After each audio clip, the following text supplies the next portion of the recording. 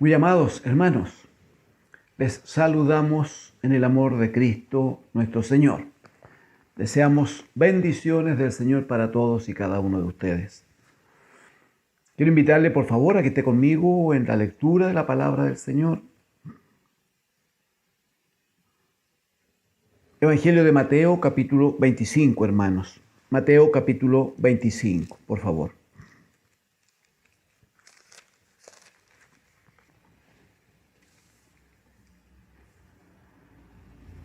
Mateo capítulo 25. Leamos por favor a partir del versículo 31 y hasta el versículo 41, del 31 al 41, y vamos a examinar algunas verdades del Señor que están planteadas aquí en el capítulo 25 y que, como todos entendemos, están referidas claramente a el reino de Dios. Bien, amén. Mateo capítulo 25, verso 31. Dice: cuando el Hijo del Hombre venga en su gloria y todos los santos ángeles con él, entonces se sentará en su trono de gloria y serán reunidas delante de él todas las naciones y apartará los unos de los otros, como aparta el pastor las ovejas de los cabritos. Y pondrá las ovejas a su derecha y los cabritos a su izquierda. Entonces el rey dirá a los de su derecha: venid, benditos de mi Padre, heredad del reino preparado para vosotros desde la fundación del mundo. Porque tuve hambre y me disteis de comer, tuve sed y me disteis de beber, fui forastero y me recogisteis, estuve desnudo y me cubristeis, enfermo y me visitasteis, en la cárcel y vinisteis a mí.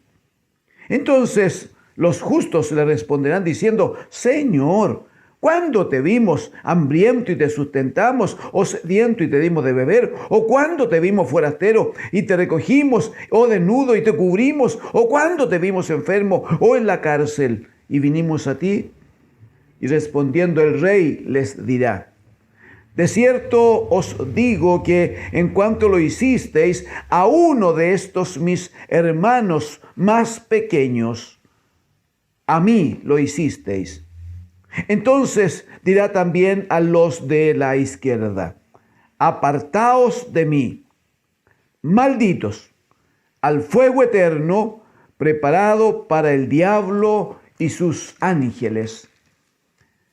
Verso 46, hermanos, por favor.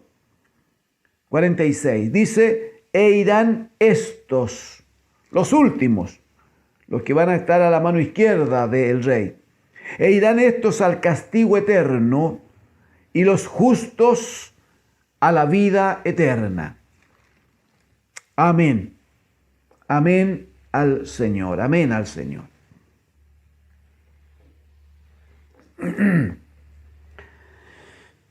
Damos gracias al Señor, amados, porque a través de esta palabra, creo y espero que así sea en usted también, el Señor va afirmando nuestras convicciones, ¿no? El Señor va consolidando nuestros entendimientos, pero también nuestra esperanza acerca de lo que claramente entendemos nos aguarda. Es muy interesante porque cuando hemos revisado, por ejemplo, Juan capítulo 14, el Señor Jesucristo dijo: no se turbe vuestro corazón. Si creen en Dios, crean en mí, porque en la casa de mi Padre, recuerde usted, hay muchas moradas. Y nos invitó, nos dejó señalado que Él quería que donde Él está, nosotros estemos con Él. Pero es interesante aquí observar cómo el Señor va afirmando algunas cosas que son parte de nuestra vida, hermano amado. Les ruego, Aquí en el mismo capítulo 25, por favor, se inicia dicho capítulo diciendo: entonces el reino de los cielos será semejante a 10 vírgenes que, tomando sus lámparas, salieron a recibir al esposo. 5 de ellas eran prudentes y 5 insensatas. La primera figura que usa el Señor tiene que ver con estas 10 vírgenes. ¿Por qué es tan importante para la iglesia esta presentación del Señor? Porque claramente hace referencia a que 10 mujeres, 10 señoritas, 10 doncellas, esperaban la llegada del esposo para participar del matrimonio. Ninguna de ellas era la novia, pero eran las señoritas que acompañaban a la novia. Debían estar entonces allí siendo parte de esta fiesta. Las 10 estaban vestidas de la mejor manera. Las 10 tenían el deseo de participar de la fiesta. Las 10 querían vivir esta hermosa experiencia y las 10 estuvieron dispuestas y preparadas para esperar que llegara el esposo. Las 10. Sin embargo, el Señor Jesucristo, con la sabiduría que le caracteriza, antes de avanzar Él con la parábola, Él dice en el verso número 2, 5 de ellas eran prudentes y las otras 5 eran insensatas. Usted sabe que la prudencia está ligada a la sabiduría. Usted sabe que la prudencia tiene que ver con esa capacidad de dominio propio. Y usted sabe entonces que la sabiduría está, como está escrito en Proverbios, es el temor del Señor en la vida nuestra. Lo que está diciendo entonces, porque dice que el reino de los cielos es de esta manera. Lo que está diciendo entonces que habrá muchos que esperan que aparezca el bendito Hijo de Dios y establezca su reino eterno. Que el reino de los cielos se manifieste finalmente de una manera tal que se constituya ya no en esta lucha que hoy tenemos, ya no en esta permanente situación que no es contra sangre y carne, dirá el apóstol, sino contra principados, contra potestades. Hay un tiempo, bendito sea, en que claramente, estando en Cristo y con Cristo, en la casa del Padre, no habrá esta lucha que hoy tenemos, hermanos. Y hay muchos que están esperando ese momento y están deseando ese momento. El primer paso aquí para tener paz, para anhelar el encuentro con Jesucristo el Señor, el primer paso es juzgar ante la palabra del Señor, ante la luz de la palabra, lámpara, esa mi pie es tu palabra, bajo esa luz juzgar si hay ya en nosotros sabiduría. En el desarrollo de esta parábola usted va a observar que de las 10 vírgenes, las únicas que entraron a la fiesta son las 5 sabias. Las 5 prudentes. Solo ellas entraron. Porque claramente las insensatas, las necias, no tuvieron la capacidad para prepararse para lo que venía. Ser parte del reino de Dios, amados hermanos, no es cuestión de vivir irresponsablemente. Ser parte del reino de Dios no se trata de decir, no, si está bien, no, yo estoy aquí muy bien y ya, y que el Señor haga lo que quiere, que el Señor diga, y que no, es que el Señor ya lo dijo, ese es el punto. Es que el Señor ya nos ha enseñado, es que el Señor ya tiene una palabra de instrucción para su pueblo. El punto es en qué medida yo me sujeto, en qué medida yo obedezco al Señor para ser así bendecido por Él. Cada una de las 10 vírgenes tenía sus lámparas. Cada una tenía su lamparita y las 10 lámparas estaban todavía encendidas. Las 10 funcionaban. El problema es que el esposo se tardó en venir y las lámparas empezaron a consumir su aceite. ¿Qué habían hecho las prudentes, las que tenían sabiduría? Tomaron sus lámparas, pero también tomaron una vasija donde tenían aceite de repuesto, aceite para rellenar la lámpara. Las otras, irresponsables, viviendo de otra cosa, con su mente puesta en otra cosa, solo se preocuparon de tomar la lámpara y seguir a las otras.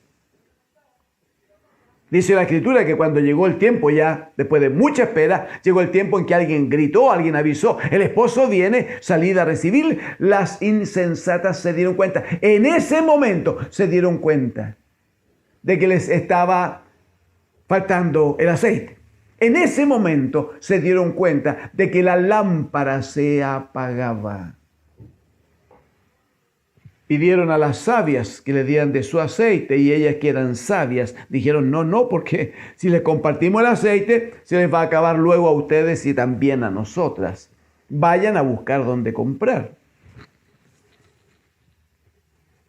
El problema es que mientras estas insensatas iban a comprar aceite, vino el esposo y tomó a las que estaban preparadas, a las que estaban dispuestas, a las que con sabiduría se habían conducido de tal manera que no importa el tiempo en que el esposo venía, no importa el horario en que el esposo venía.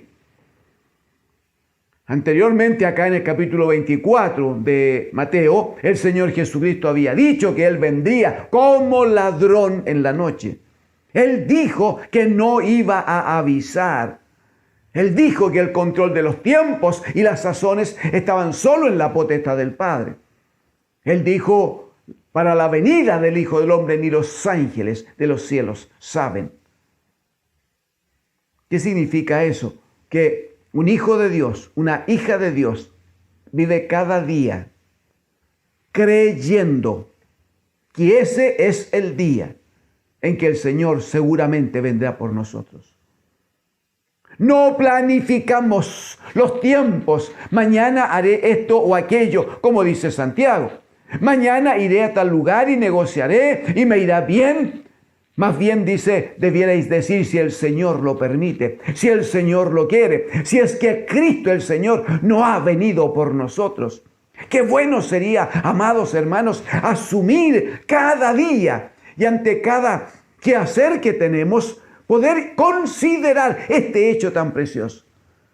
Y decir, muy bien, vamos a salir a comprar, digo cosas como figuras nomás, hermano. Vamos a salir a comprar los regalos para los niños, para la Navidad. Entonces vamos a apartar el próximo sábado o el próximo lunes y vamos a salir a hacer la compra. Qué bueno sería considerar que entre hoy y el sábado, día de compras, puede venir gloriosamente Cristo, el bendito Hijo de Dios. Qué bueno sería poder decir cada día, en cada planificación. La otra familia dice, ya no, vamos a prepararnos con tiempo porque en enero, febrero vamos a ir a veranear a tal parte, el otro va a tomar unos pasajes para salir del país. Qué bueno sería poder decir ante cada planificación, si Cristo el Señor no ha venido por nosotros, si el Señor no ha venido por nuestra vida, porque claramente, como también está escrito, nuestra vida, dice la Escritura, es como un pensamiento. Nuestra vida es como la neblina que se va y desaparece. No somos dueños claramente de nuestra vida. No podemos, no deberíamos planificar nuestra vida. Ahora, lo sabio, lo inteligente es claramente que pudiésemos considerar. Entonces, hay una palabra profética que nos ha sido predicada por algunos de nuestros hermanos. Puntualmente, en el Salmo número 90, no importa si usted no lo ubica ahora, pero atiéndalo. En el Salmo número 90, luego de hablar de que la vida del hombre es corta, es muy limitada ante un Señor todopoderoso, el planteamiento del versículo 12 de ese Salmo 90 dice: enséñanos de tal modo a contar nuestros días que traigamos al corazón sabiduría. O sea, lo que el Señor quiere es que nos conduzcamos como estas vírgenes prudentes, con inteligencia, con sabiduría, que no vivamos irresponsablemente de cualquier manera, porque no sabemos cuándo el esposo de la amada iglesia, cuando el bendito Hijo de Dios aparece desde los cielos. Sonará la trompeta. La Escritura dice que los muertos resucitarán primero, pero luego los que vivimos, dice Pablo, los que habremos quedado, también seremos juntamente con ellos arrebatados y nos uniremos con el Señor en las nubes. Esa es nuestra esperanza, ¿o no, mi hermano? Pero para que eso se cumpla, tenemos que aplicar sabiduría a nuestras vidas, conducirnos en la gracia del Señor. No necesito decirle que las insensatas que llegaron tarde por andar comprando aceite a última hora, no necesito decirle que llamaron, golpearon y gritaron. Y la respuesta que recibieron de adentro es: no les conozco. Versículo número 12, estoy en Mateo 25, verso 12. Mas él respondiendo dijo: de cierto digo que no os conozco. Verso 13, velad pues, porque no sabéis el día ni la hora en que el Hijo del Hombre ha de venir. Ese es el llamado para la iglesia de Dios. ¿Ha pensado si el bendito Hijo viene este día, hermano, hermana? ¿Por qué no lo examina un poquito? ¿Ha pensado si en cosa de minutos o de horas, ya luego, se escucha una gran trompeta que estremece todo, que cubre y llena el universo, y que inmediatamente a continuación de ese sonido de trompeta viene el llamado del bendito Hijo de Dios diciendo: su vida acá? Y nuestros cuerpos son prontamente, rápidamente transformados en un cuerpo glorificado, lleno de bendición, un cuerpo espiritual, un cuerpo semejante al del Hijo de Dios. Volamos a reencontrarnos con el Señor. ¿Ha pensado que eso puede ocurrir hoy día? Puede ocurrir esta noche, ¿lo ha pensado? La pregunta es: ¿queda aceite en su lámpara? ¿O a última hora va a salir a buscar aceite? Usted sabe que el aceite tiene que ver con la unción. Y usted sabe que la unción tiene que ver con la acción del Espíritu Santo del Señor en nuestras vidas. Espíritu Santo del Señor, que nos llega, nos alimenta, que nos bendice, que nos llena por la palabra del Señor. Las palabras que yo les he dado son espíritu y son vida. Por tanto, no es cuestión de que cuando alguien dijo que están ocurriendo cuestiones extraordinarias, a lo mejor en ese momento me pongo a leer la Biblia para ver si, hermanos, eso es salir a comprar aceite a última hora. Algunos que querrán en aquel tiempo golpearse el pecho, algunos que querrán correr de un lado para otro pidiendo perdón, clemencia y ayuda. Las vírgenes insensatas así lo hicieron. Dice que llamaron y golpearon, diciendo: ábrenos. Llegamos nosotros, aquí estamos. La respuesta de adentro es: no les conozco. Que el Señor tenga misericordia, hermanos. Que el Señor nos cubra, que el Señor nos ayude en su gracia. A continuación, el Señor Jesucristo dice en el versículo 14: porque el reino de los cielos, de eso estamos trabajando, en eso estamos trabajando. De eso les enseñaba el Señor. En eso invertía mucho tiempo el Señor, para que entendieran que lo que Él estaba estableciendo era un gran reino de sacerdotes. Ese es el punto. Con un tremendo gobierno, con un tremendo Rey de reyes y Señor de señores. Con una carta de constitución y desempeño, una gran constitución de la vida de este reino. Su palabra, no hay duda, que es la que reglamenta con sabiduría, con mucha sabiduría y con mucha eternidad, dirige, gobierna nuestras vidas. Se ha dado cuenta que esta Carta Magna, se ha dado cuenta de que esta ley del reino, no hay necesidad de estarla cambiando cada cierto tiempo. ¿Se ha dado cuenta? Cuidado entonces, no desechemos al que habla, dice la Escritura. No desatendamos al que nos llama para que estemos preparados para su regreso. Que el Señor nos ayude también en esto, hermanos, que haya sabiduría en nosotros. Dice que el reino de los cielos es como un hombre que yéndose lejos, llamó a los siervos y les entregó sus bienes en administración. Y dice que a uno le dio 5 talentos, al otro le dio 2 talentos y al otro le dio 1 talento. Dice literalmente, les ruego, lo considere el versículo número 15. A uno de 5 talentos, al otro 2 y al otro 1. Dice, a cada uno conforme a su capacidad. A cada uno conforme a su capacidad. Interesante, porque significa que el Señor no le va a pedir a usted aquello para lo cual no le haya preparado antes. Porque la gracia, porque el don del Señor, porque toda capacidad es manifestación de ese don, de esa gracia, sí, pero los dones nos los ha dado el Señor. La Escritura dice, capítulo 4 de Efesios, que el bendito Hijo, subiendo a lo alto, llevó cautiva la cautividad y dio dones a los hombres. Por tanto, toda gracia que tenemos, Juan capítulo 1 dice que Él vino lleno de gracia y de verdad. La ley dice, por Moisés fue dada, pero la gracia y la verdad vinieron por medio de Jesucristo. Entonces, toda gracia que tenemos nos ha sido dada por el Padre, pues, hermano. Él nos ha dado alguna capacidad, la que tengamos, menor, poco mayor, máxima, lo que sea. Él nos ha dado de su gracia.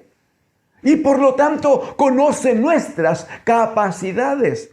¿Eso qué significa? Que Él va a entregarnos una comisión, Él va a entregarnos un trabajo y nos va a exigir y nos va a pedir rendimiento, pero conforme a nuestra capacidad, no otra.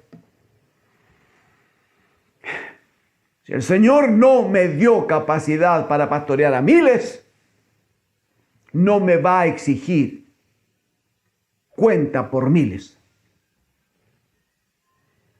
Si el Señor no me dio capacidad o no le dio al hermano capacidad para enseñar y sí le dio capacidad para ayudar en la administración, entonces el Señor no le va a pedir cuenta por la enseñanza, sino por la administración que debe hacer.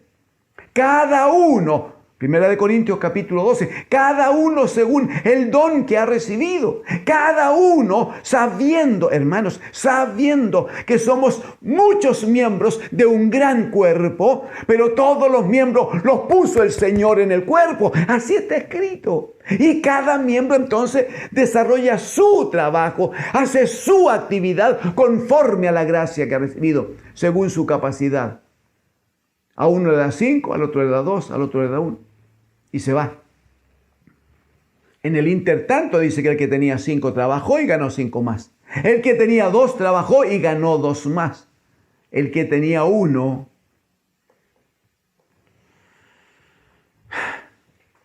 tomó el talento, lo guardó, lo escondió, lo puso bajo la tierra y empezó a vivir su vida. Empezó a hacer lo suyo.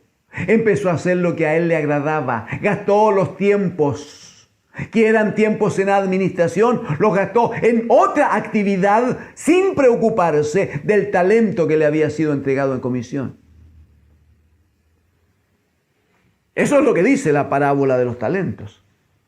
Que el Señor da gracias, que el Señor da capacidades, que el Señor nos ha dado del gran don, nos ha dado a nosotros, a cada uno, una partecita que debemos administrar. pero debemos administrarla bajo comisión por causa de Él, sobre todo sabiendo, como dice el versículo número 19, después de mucho tiempo vino el Señor de aquellos siervos y arregló cuenta con ellos. Hermanos, necesitamos no olvidar nunca que el dueño de los talentos vendrá y nos pedirá cuenta por el desempeño de esos talentos. El Señor que nos ha dado su gracia vendrá, hermano, Él viene. Necesario es entenderlo, necesario es creer al Señor. Tiene que ser con fe, hermano. Hay que creerle al Señor. ¿Sabe por qué? Porque hubo un pueblo que recibió la misma palabra que nosotros, pero a ellos no les aprovechó por no ir acompañada la palabra de fe en los que la oyeron. Y usted hoy, por gracia de Dios, una vez más escucha la palabra del Señor. El punto es que hay que escucharla con fe. El punto es que hay que recibirla en fe. El punto es que hay que comprometerse, entendiendo que el dueño de los talentos, el que nos ha dado de su gracia, el que nos ha llamado a su reino, el que nos ha prometido volver por nosotros, el que nos dijo, yo quiero que donde yo estoy, vosotros también estéis, ese viene por nosotros. Ese viene a buscarnos. Ese Señor viene, hermano. El punto es cuál es la cuenta que le vamos a presentar. ¿Qué le vamos a decir? Solo hay dos posibilidades. Solo hay dos posibilidades. Una posibilidad es llegar delante del Señor con las manos llenas y decir, Señor, como lo dijo el de los 5 talentos y el de los 2 talentos, Señor, 5 talentos me diste, he trabajado, me he dedicado, he puesto mi capacidad, mi tiempo y mi amor en este trabajo, he ganado 5 más, aquí están todos. El otro dice, Señor, me diste 2 talentos. Mi capacidad era menor que la del otro. Me diste 2 talentos, pero con la capacidad que tengo, trabajé los 2 talentos, los multipliqué, he ganado 2 más. Señor, aquí están. Esa es una posibilidad. Señor, mientras estuve aquí, entendí, acepté y con gozo me dispuse a trabajar en tu obra, sabiendo que era un siervo tuyo, sabiendo que tenía comisión tuya. Señor, no me he privado ni un momento de abrir mi boca para dar testimonio de ti. No me he privado en mi cuerpo de ofrendarlo a ti. Alguna vez cansado, alguna vez con un poco de enfermedad, alguna vez, Señor, con el alma afectada. Sin embargo, Señor, he trabajado y aquellos dones que tú me diste, aquellos talentos que tú me entregaste, todo en administración porque todo es tuyo. Señor, los he trabajado y aquí está. Esto es lo que traigo. Esa es la primera opción. Llegar al Señor con las manos llenas. Como un árbol bueno que da buenos frutos. No como un olivo silvestre que solo está allí para ser cortado y luego quemado, hermano. La otra opción es la que usó el tercero de estos siervos, el que recibió un talento. La Escritura dice que él preparó todo un discurso. Sabía que eres hombre fuerte, sabía que eres hombre recio, sabía que tú recoges donde no esparciste y cosechas donde no sembraste. Tengo una tremenda opinión de ti, pero hago lo que quiero. Ese es el punto, hermano. No, yo acerca de ti conozco mucho, sé harto, puedo hacer discursos acerca de lo grande que eres y lo poderoso que eres. Pero respecto de lo que me has comisionado, yo hago lo que quiero, decido lo que quiero. Yo administro mis tiempos, desobedezco cuando quiero. Tengo argumentos para decir por qué hago esto y hago lo otro, pero lo concreto es que no obedezco a la comisión que tengo. No obedezco a la comisión. Vivo según yo creo que debo hacerlo. Y finalmente, en un gesto de insolencia absoluta, dice que este hombre llega y le dice al Señor, aleluya, aquí tienes lo que es tuyo. Fíjese que ese es el problema.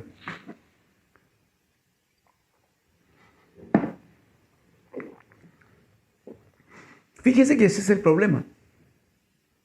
Este hombre nunca entendió que el trabajo del talento tenía que hacerlo en amor. Y que si el rey a quien le trabajaba era su rey, entonces lo que hacía lo hacía como que le pertenecía, porque él era parte del reino. Lo vio como una cuestión impuesta, lo vio como una cosa ajena a él.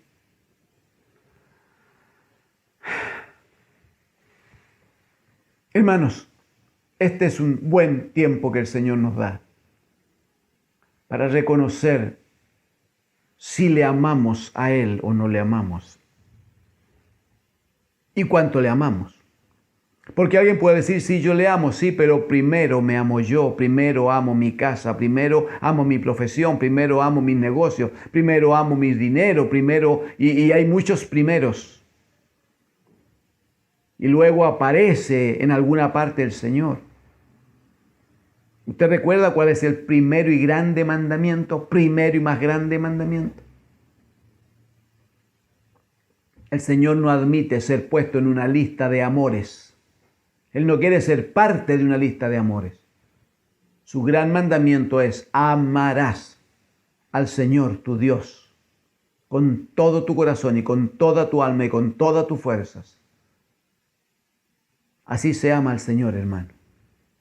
Y cuando se ama así al Señor, todo lo que es de Él o todo lo que Él me entrega, lo administro como mío, como lo que me pertenece, como lo que tengo. Porque si Él es el amado de nuestra alma, como dice Cantares, entonces todo lo que Él me da me pertenece. Precisamente aquella mujer declara una declaración preciosa.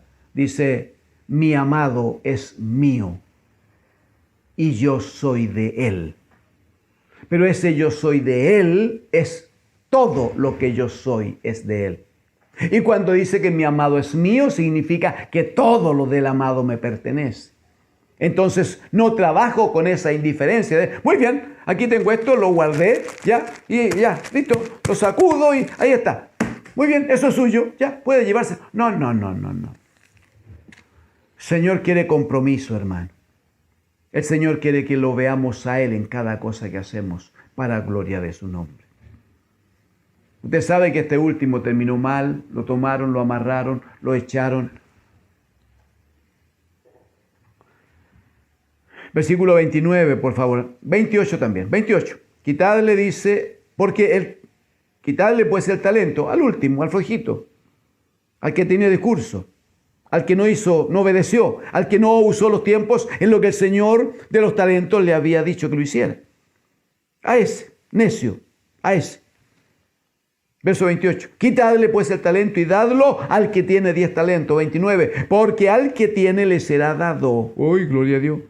Y tendrá más, y al que no tiene, aún lo que tiene, le será quitado. 30. Y al siervo inútil, al flojito, al tontito, al desobediente, al que no entendió que estaba administrando una gracia, un don del otro y que el otro iba a venir a pedirle cuentas. Al siervo inútil, echadlo en las tinieblas de afuera. Allí será el lloro y el crujir de dientes.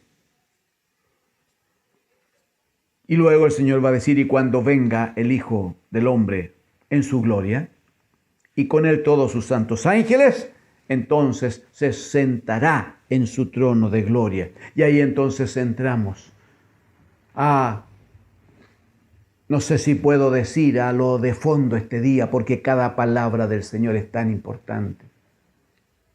Sin embargo, hemos leído esta porción. Dice que el bendito Hijo de Dios, no olvide que estamos hablando del reino de Dios. Dice que este Señor, ¿no? El bendito Hijo de Dios, el Hijo del Hombre, dice Jesús, vendrá y se sentará en su trono de gloria. Vendrá Él lleno de gloria, vendrá con sus santos ángeles y se sentará en su trono de gloria. Mire la figura, trate de imaginarla un momento, por favor.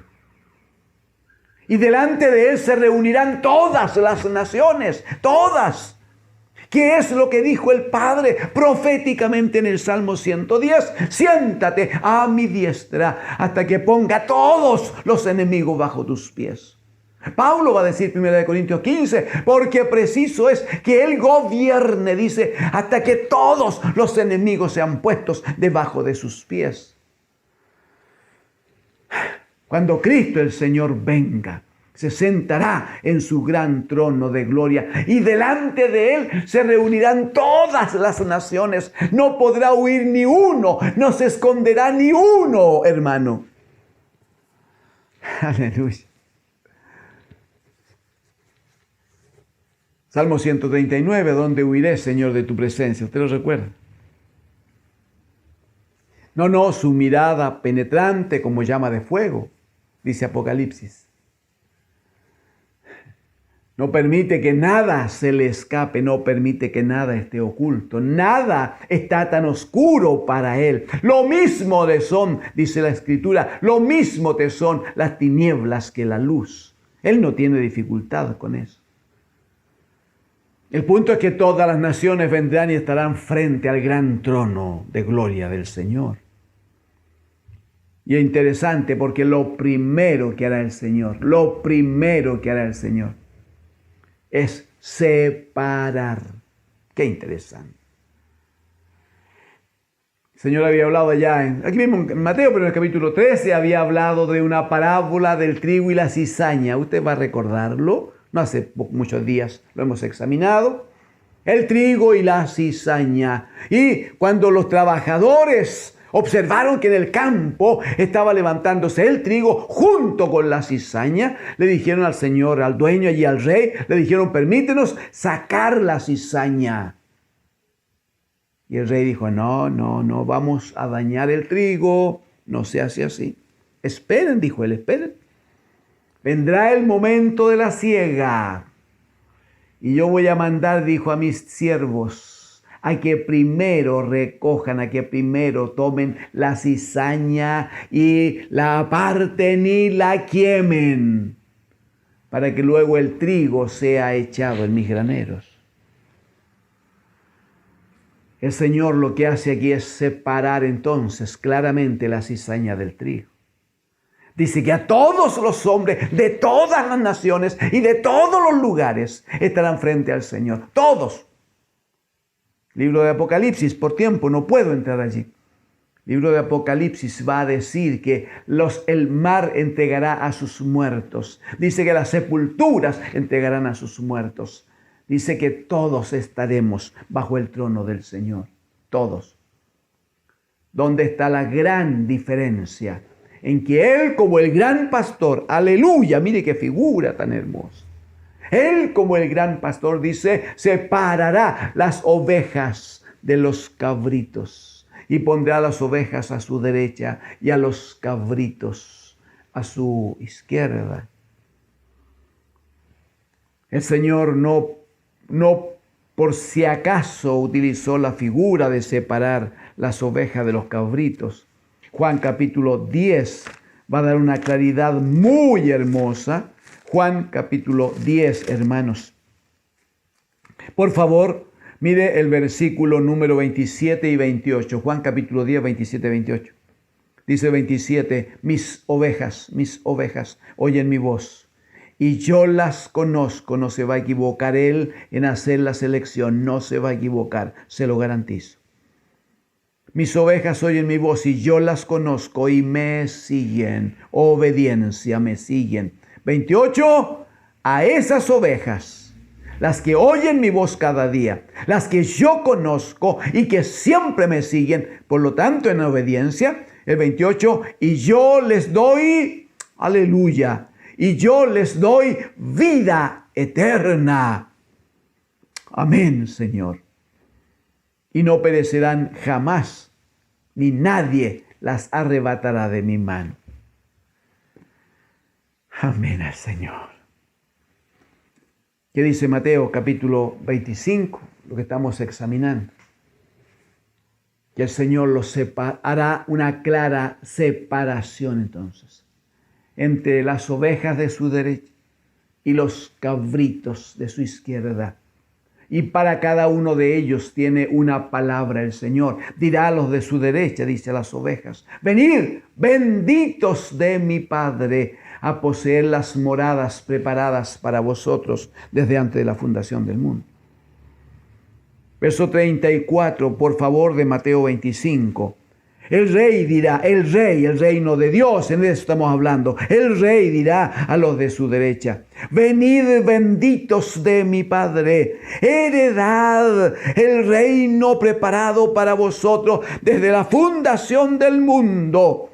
Heredad el reino. Hermanos, qué interesante. Una palabra que hemos conversado tantas veces. Hebreos 11:6. Sin fe es imposible agradar a Dios. Dice, porque el que a Dios se acerca, recuerde pues, el que a Dios se acerca, crea que le hay y que es galardonador de los que le buscan. Mire cómo lo confirma clarito acá. Venid, benditos de mi Padre, heredad del reino preparado, el reino preparado para vosotros desde la fundación del mundo. ¿Y qué dice además? Porque tuve hambre y me disteis de comer, tuve sed, me disteis de beber, estuve enfermo, me visitaste en la cárcel y vinisteis a mí, fui forastero y me recogiste. O sea, hubo un accionar en amor, hubo un accionar con misericordia, hubo un accionar permanente. Hermanos, quiero decir, para terminar allí en una palabra del Señor en Santiago, pero quiero decir que luego va a decir a los de su lado izquierdo, les va a decir, versículo número 41, también dirá a los de la izquierda: apartaos de mí, malditos. Ay, que el Señor nos ayude, hermanos, que haya misericordia del Señor sobre nosotros. Que la acción del Espíritu Santo esté trabajando en nuestras vidas ahora, hermanos. Este es tiempo de agarrarnos del Señor. Apartaos de mí, malditos, al fuego eterno, preparado para el diablo y sus ángeles. Y a ellos también les dirá: tuve hambre, pero ustedes no me dieron de comer. Tuve sed y no me dieron de beber, etcétera, etcétera. Mire, por una cosa de tiempo, cuando el Señor dice tuve hambre y me disteis o no me diste de comer, es porque portábamos la posibilidad del pan. Es porque teníamos el pan. Juan capítulo 6, la multitud estaba hambrienta y el Señor le dice a los discípulos: dadles vosotros de comer. ¿Lo recuerdan? Cuando dice tuve hambre y no me disteis de comer, era porque podían haber dado. Cuando dice tuve sed y no me disteis de beber, es porque podían haberlo hecho. Y se lo dice a los de la izquierda, los que son rechazados, despreciados. Cuando le dice, son malditos de mi Padre, a ellos le dice: ustedes pudieron darme de comer porque tenían pan, pudieron darme de beber porque tenían agua, pudieron visitarme, pudieron atenderme cuando estaba encarcelado y ofrecerme apertura de las rejas en las que estaba. Ustedes pudieron darme una palabra de sanidad cuando estuve enfermo y no lo hicieron. No está hablando solo de aquellos que nunca han venido al Señor, hermano. Está hablando de aquellos que no han administrado la gracia de Dios. Está hablando de aquellos que no han sido cuidadosos con los talentos. Está hablando de aquellos que no han mostrado sabiduría para que el aceite de la lámpara siempre esté funcionando, siempre haya abundancia, nunca falte. Está hablando de aquellos que, teniendo la posibilidad de ser bendecidos, por negligencia terminan siendo desechados. Termino, hermanos. Esté conmigo en Santiago capítulo 2, por favor. Santiago capítulo 2. Santiago capítulo 2. Por favor, versículo 14. Lo tiene. Hermanos míos, ¿de qué aprovechará si alguno dice que tiene fe y no tiene obras? ¿Podrá la fe sola, quiere decir? ¿Podrá solo la fe o la declaración de fe, podrá esa fe salvarle?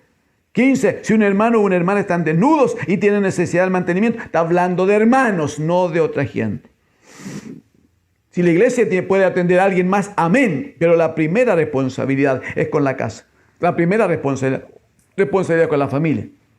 El Señor les va a decir a los de su lado derecho, lo que hiciste a uno de estos mis hermanos pequeñitos. Mis hermanos pequeñitos.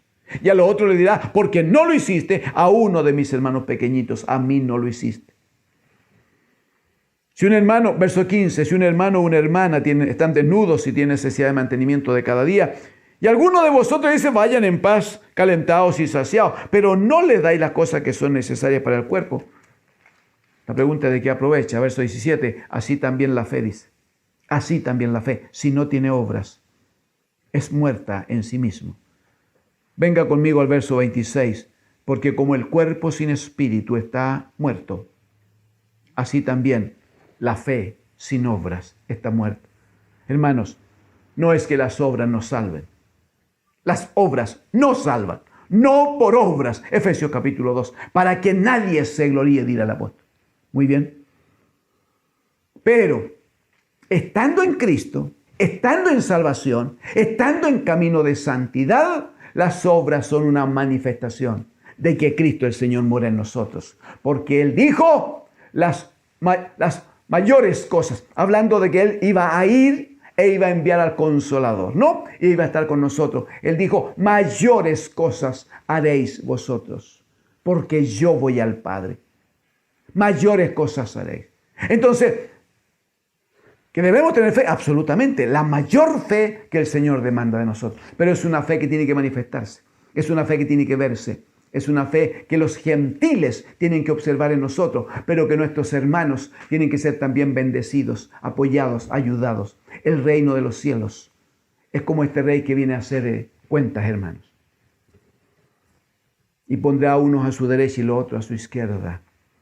Qué hermoso tiempo nos da hoy día el Señor para decir, Señor, quiero ser de esas ovejas obedientes que oyen tu voz, que tú las conoces y que te siguen siempre, que te obedecen siempre. Invitamos a algún amigo que está escuchando por primera o segunda vez, que está recibiendo esta palabra. Le invitamos una simple confesión de su alma, un reconocimiento de que necesita al Dios de los cielos y que necesita el sacrificio de la cruz de Cristo. Reconocer eso y comprometer su vida con Él será suficiente para que usted sea salvo ahora. Y mañana, cuando suene la trompeta y venga el Hijo de Dios, usted sea ordenado al lado derecho de aquel que estará en el gran trono de gloria. Oremos juntos al Señor. Padre nuestro, gracias por estos tiempos. Y gracias por su presencia. Gracias por la acción de su Espíritu operando en nosotros, hablándonos, Señor, tocando nuestras vidas. Pido, Señor, que su Espíritu Santo no se detenga ahora, Padre. Cuando yo guardo silencio, su Espíritu Santo, Señor, esté tratando con el alma, con la vida de cada uno de mis hermanos. De manera, Señor, que nos preparemos hoy, porque no sabemos si en este día o mañana sonará esa trompeta hermosa que tanto esperamos. Bendiga a su iglesia, Padre. Bendiga a su iglesia, Padre. En el nombre de Jesús.